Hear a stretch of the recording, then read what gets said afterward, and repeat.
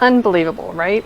So who are these nurses making so much money, and how can you do exactly what they are?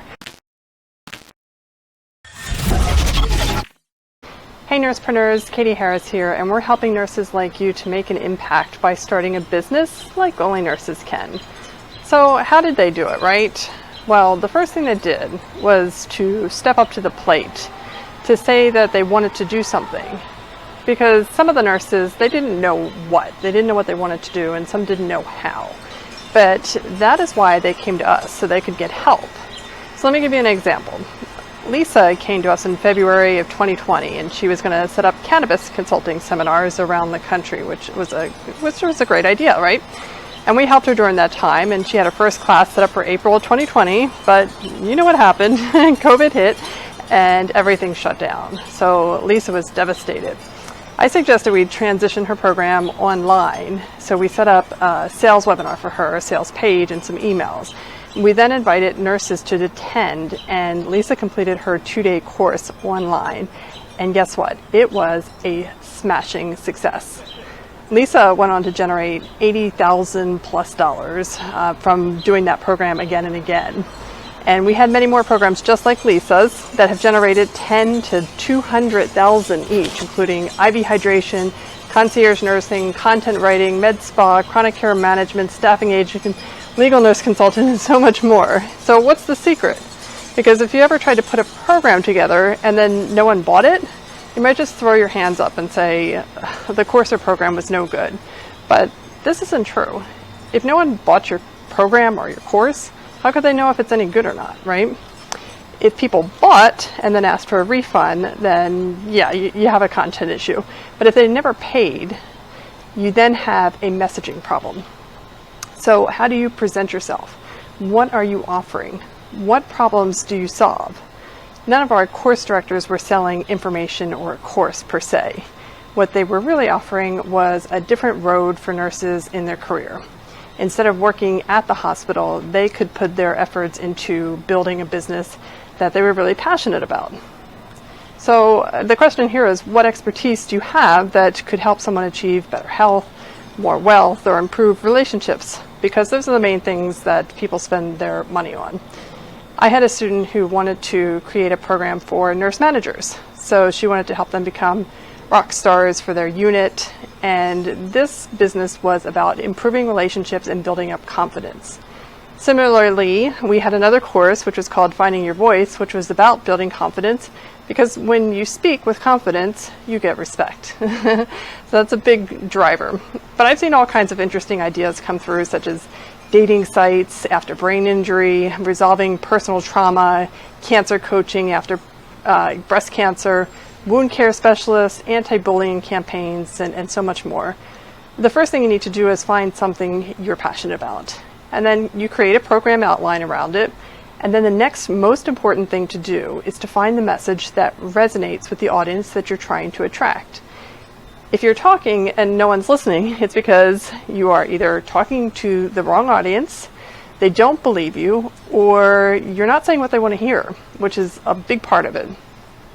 Let's take this example. So I have a student who sells wedges. You know, in the hospital when we wedge patients to their side to avoid pressure injury. Well, she developed a custom design wedge that sells for like $100.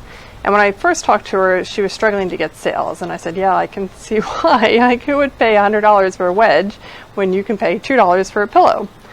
Plus, she was pitching to a C-suite who both, one, didn't believe her, and two, they did not like her message. They were not happy because that was really expensive to have to pay 100-fold the price. To turn this around, we went direct to the client.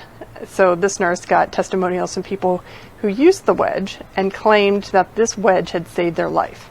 Come to find out, after multiple talks with this nurse, that the wedge is able to prevent pressure injuries in 100% of cases, allows for existing pressure injuries to heal properly, so we were able to improve her message, which was most important.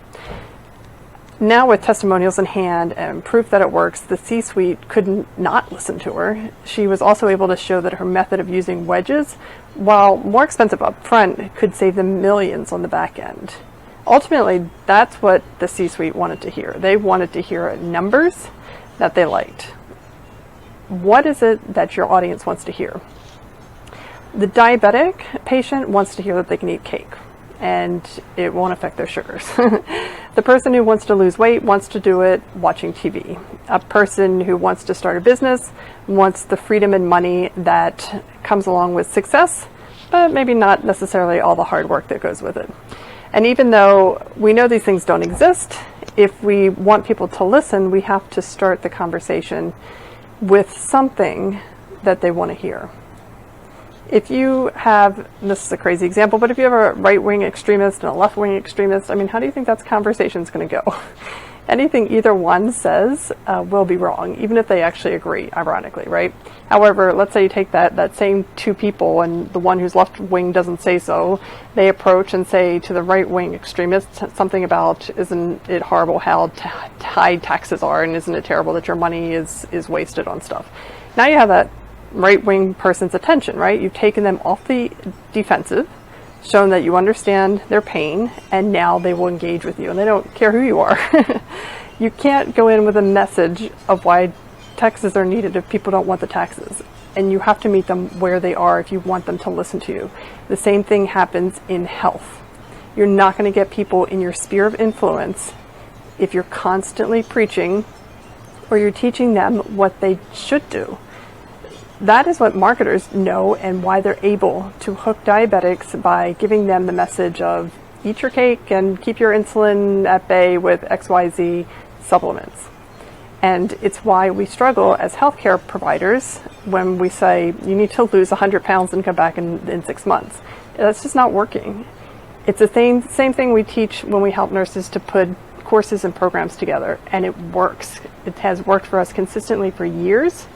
And if you want to get in on helping your audience with programs and courses, definitely keep watching more videos for tips and strategies for your business right here on NursePreneurs TV.